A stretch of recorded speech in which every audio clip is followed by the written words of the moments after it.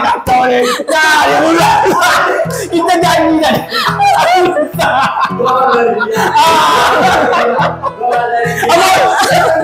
Alah. Aku udah kalian. Udah enak kan? Morning, halo Sobat Omel, aku Salma Safira dan di samping aku ada Omel. Nah, kali ini kami mau bahas nih tentang single terbarunya Omel Alam Cinta dan mau lebih dalam lagi mengenal siapa sih Omel gitu. Boleh dong Bang Abang ngejelasin kenapa nih Abang dipanggil Omel? Ya, sebenarnya jauh sebelum Omel atau nama ya kalau sebenarnya nama Omel ini diambil dari nama anak sih sebenarnya. Oh gitu. Panggilan nama anak saya kan Omel. Jadi dalam waktu berjalan saya dulu punya usaha. Saya bikin usaha jadi saya buat nama di mobil saya buat nama Omel. Omel. Kasih nama Omel. Jadi orang selalu bilang Bang Omel, Bang Omel, Om Omel, Om Omel. Oh iya. Jadi setelah jauh berjalan, orang bingung nih, kita mau kasih nama apa ya? Udah kasih nama, kemarin disebut juga sih sama bos. Kasih namanya yang unik, yang menarik. Bagaimana orang, oh ini bagus nih, unik nih, kayak gitu.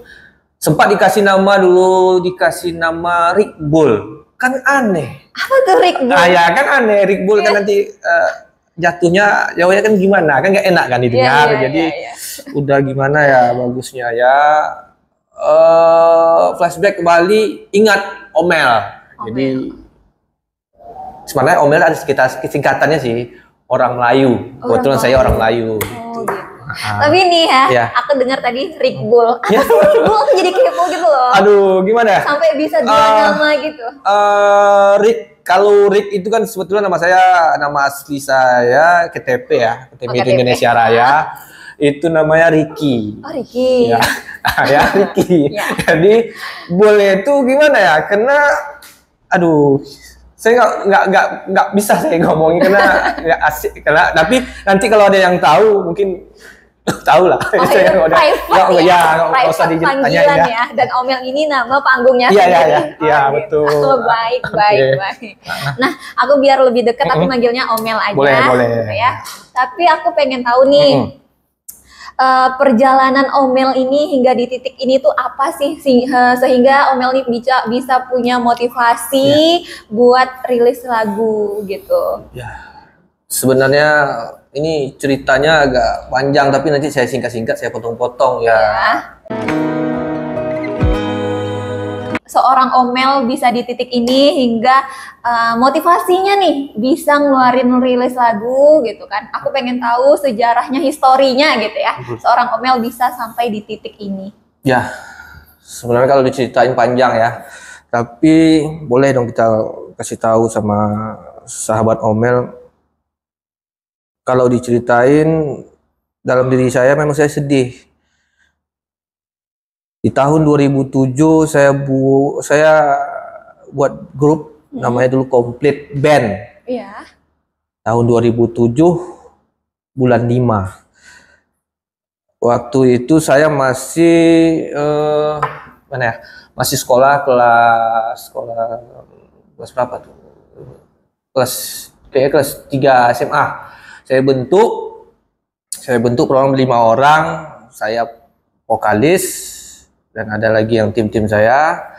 Setelah waktunya berjalan, ketika saya sibuk ngeband, saya terpikirkan saya selalu bawa lagu orang. Kenapa ya saya nggak buat lagu sendiri gitu? Jadi saya buat lagu pertama saya dulu Gadis Jelita. Sebenarnya lagu pertama saya Gadis Jelita. Iya, saya nggak mau keluar itu. Kenapa? Itu kayak mana ya? Lebih nanti kita beri waktu. Kalau memang ada waktu nanti bisa kita keluarin nanti. Itu ada waktunya. Setelah itu saya buat grup lagi. Namanya Istana 747. Mungkin orang udah pada tahu. Kalau untuk di Perawang tahu tuh Istana 747. Kenapa saya kasih nama Istana? Kebetulan kita negeri Istana. Ya kan? benar, Istana benar. kan? Jadi negeri Istana kita buat Istana 747. Kenapa 747? 747 tanggal 7 bulan 4 2007. Waktu memang singkat. Setelah waktu berjalan, kita mulai ngeband, mulai buat lagu. Di tahun 2009 kami udah banyak lagu nih, kita mulai recording ke Pekanbaru, ke Mara Studio, kita recording. Setelah kita recording ke Mara Studio, kita mulai nih, gimana ya bagusnya lagu ini? Nggak mungkin dong kita rekam aja. Iya, Bagusnya benar, gimana benar. lagu ini? Kita Iya. pengen lagu ini dikenal orang. Ya, benar. Akhirnya kita coba di tahun 2009 di September kami berangkatlah ke Jakarta. Itu pun kami jatuhnya endorse juga jatuhnya ya, pergi ke salah satu orang-orang yang berpengaruh di Perawang, kami minta bantu untuk ongkos pesawat. Jadi kami kasih ongkosin naik pesawat. Setelah demo kita bawa kasih ongkos ke pesawat. Setelah itu kita dijemput lah sama kawan di Depok. Di Depok selama seminggu di rumah dia. Singkat cerita kita bawa demo nih. Dia berharap lagu kita diterima.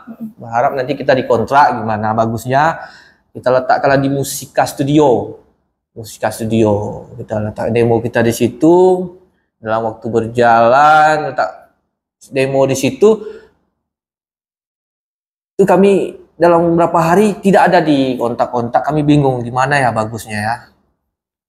Ya udah ada dapat konfirmasi dari kebetulan manajer, coba kita ke manajemen Rosa.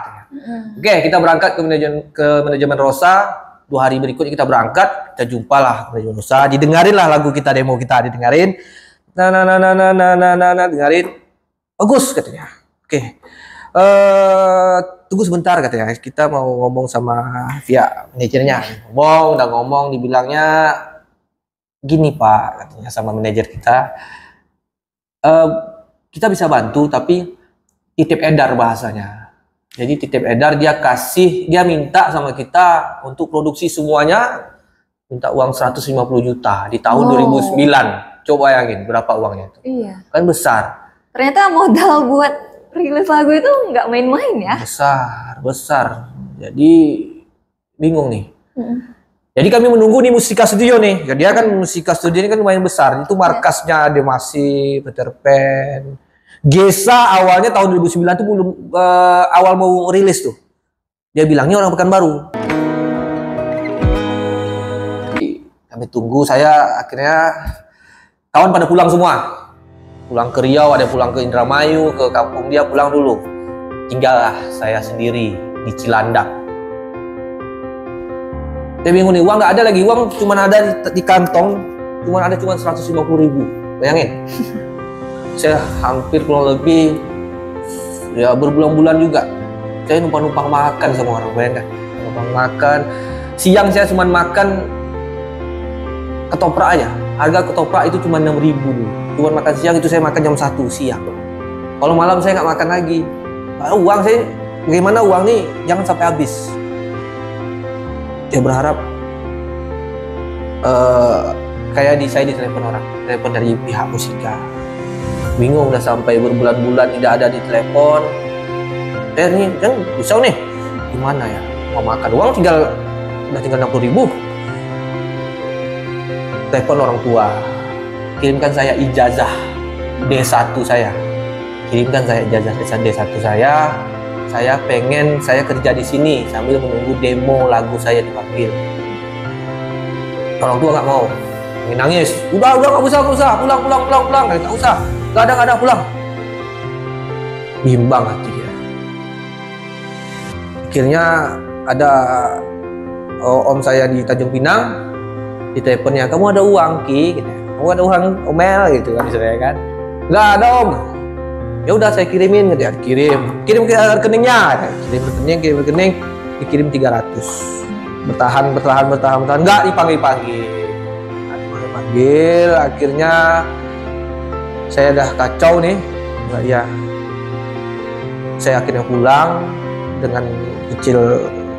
Saya itu dulu tahun 2009 tuh HP yang paling lumayan bagus 7610 itu HP kerucut. Itu lumayan, kalau yang punya itu lumayan bagus. Saya jual 900.000 ongkos untuk pulang ke Riau. Itu akhirnya tahun 2009 balik ke Riau. Saya bingung mau kerja saya mau kerja apa. Saya mau apa aja saya kerjain. Jadi kuli bangunan saya pernah, gali parit 2 bulan saya kerja nggak dikasih gaji banget.